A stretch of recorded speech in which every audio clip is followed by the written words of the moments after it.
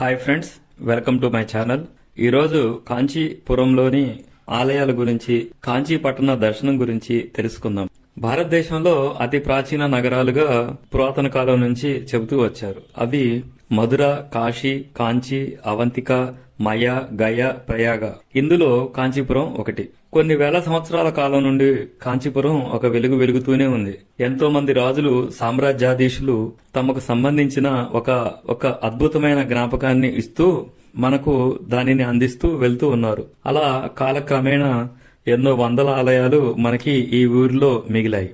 పల్లవులు, చోళులు, చాళుక్యులు, పాండ్యులు లాంటి వారు ఎంతమంది వచ్చినా మన ఆలయాలను ఎవరూ డిస్టర్బ్ చేయలేదు. తమిళనాడులోని చాలా ఆలయాలు అదృష్టవశాత్తు తుర్ష్కుల దాడికి గురి కాలేదు. అందుకే ఇప్పటికి కూడా కాంచీపురంలో మనం కొన్ని వందల ఆలయాలను చూడగలుగుతున్నాం.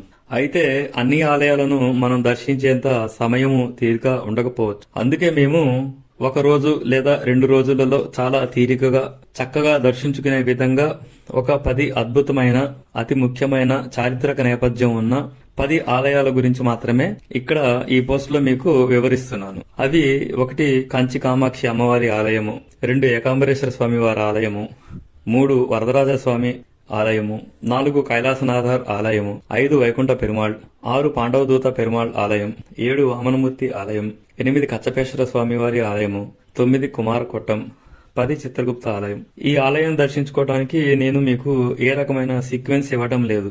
ఎందుకంటే కాంచీపురంలో మాక్సిమం ఆలయాలు ఉదయం 8 నుంచి మధ్యాహ్నం 12 గంటలకు, తిరిగి 4 గంటల నుండి సాయంత్రం 8 గంటల వరకు మాత్రమే తెరిచి ఉంటాయి. అయితే వరరాజ పెరుమాళ్ ఆలయం 7 గంటలకు, కామాక్షి అమ్మవారి ఆలయం ఉదయం 6 గంటలకు కూడా ఒక్కొక్కటి ఇలా డిఫరెంట్ టైమింగ్స్ లో మనకి తెలియకుండా ఓపెన్ కావచ్చు. కామాక్షి అమ్మవారి ఆలయము, ఏకాంబరేశ్వర స్వామి వారి ఆలయము మధ్యాహ్నం 1 గంట వరకు కూడా తెరిచి ఉంటాయి. అందుకే ఆటో డ్రైవర్ల సహాయం తీసుకుంటే మనం ఉదయం 6 గంటల నుండి మధ్యాహ్నం 1 గంట వరకు కూడా ఆలయాలను దర్శించ